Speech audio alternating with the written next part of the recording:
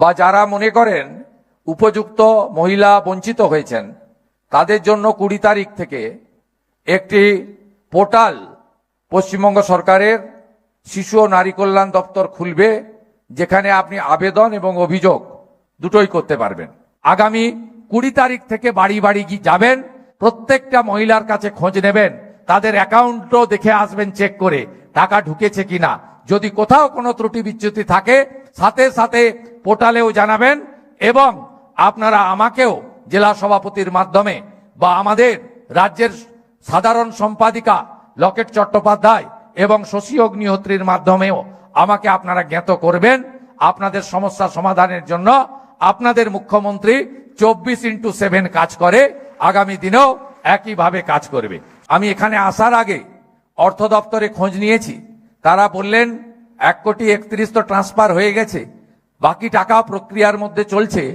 আগামীকালের মধ্যে বা 20 তারিখ সকাল 11টার মধ্যে যারা উপযুক্ত হয়েছেন 1,45,00,000 প্রত্যেকের অ্যাকাউন্টে অর্থ এসে যাবে।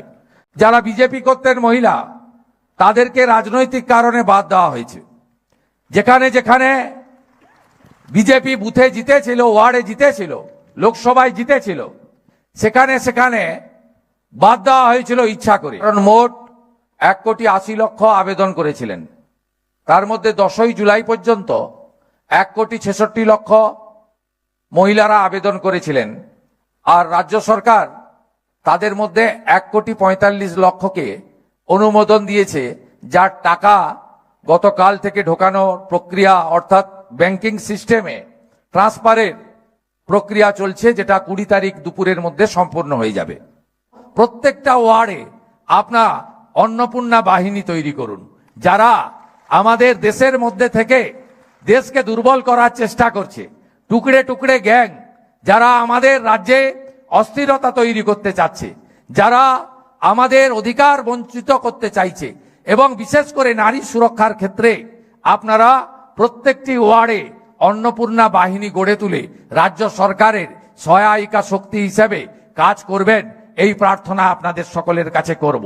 কারণ 17 তারিখ থেকে টাকা অ্যাকাউন্টে যাচ্ছে, 20 তারিখের মধ্যে এই দক্ষিণ কলকাতা জেলায় যে 53,000 বেশি অনুমোদন হয়েছে, তারা প্রত্যেকের অ্যাকাউন্টে 20 তারিখের মধ্যে অর্থ ঢুকে যাবে। এবং গতকাল থেকে এই প্রক্রিয়া শুরু হয়েছে, এবং এবারের অনুমোদিত তালিকা হচ্ছে রাজ্যে 1,45,00,000, যার মধ্যে আপনাদের দক্ষিণ কলকাতা জেলায় 53,000 মাতৃশক্তি, তারা তাদের ফর্ম বা আবেদন উপযুক্ত হিসেবে দপ্তরের পক্ষ থেকে শিশু ও নারী কল্যাণ বিভাগ তারা কলকাতা কর্পোরেশনের সহযোগিতা নিয়ে এই ঝাড়াই বাছাইয়ের কাজ করেছে।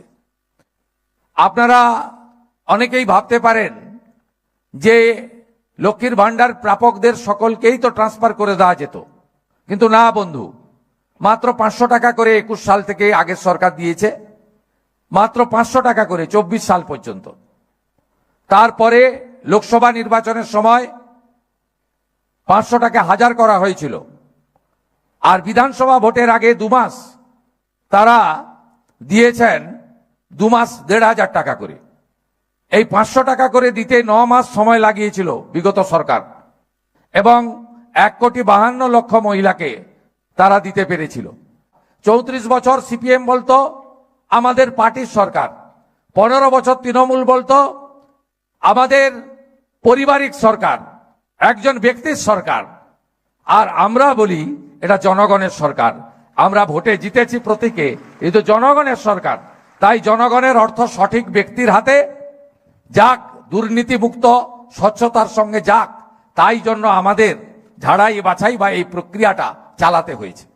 এরপরেও মহিলা মোর্চার দায়িত্ব যে উপযুক্ত মহিলা যদি বাদ চলে যায়, আমাদের যে পোর্টাল, সেই পোর্টাল দ্বিতীয় কাউরের কাছে এসে যাবে। সেখানে আমাদের মহিলা মোর্চার কর্মীরা প্রত্যেকটা মা বোন দিদির কাছে গিয়ে আপনারা 10ই জুলাই 2026 পর্যন্ত আবেদনকারীদের মধ্যে উপযুক্ত কেউ যদি বঞ্চিত হয়, আবার নতুন ফর্ম ফিল আপ করতে হবে না, শুধু ফর্মের নম্বর, অ্যাকাউন্ট নম্বর দিয়ে অভিযোগটা নথিভুক্ত করবেন। আর যদি দেখেন যে বিরাট অর্থশালী লোক মাসে 5 লাখ 10 লাখ রোজগার করে, তিনি পেয়ে গেছেন, তিনি তো পাওয়ার উপযুক্ত নন, তাকে বলবো স্যারেন্ডার করতে। আর যদি এমন অনুপযুক্ত লোক পেয়ে থাকে, সে তথ্যটাও সরকারের চোখ হিসেবে আপনারা ওই পোর্টালে বলে দিবেন অমুক ব্যক্তি স্থায়ী সরকারি কেন্দ্রীয় সরকার বা রাজ্য সরকারের কর্মচারী, তাকে দেওয়া উচিত হয়নি, সেটাও আমরা কারেকশন করে নিতে পারবো।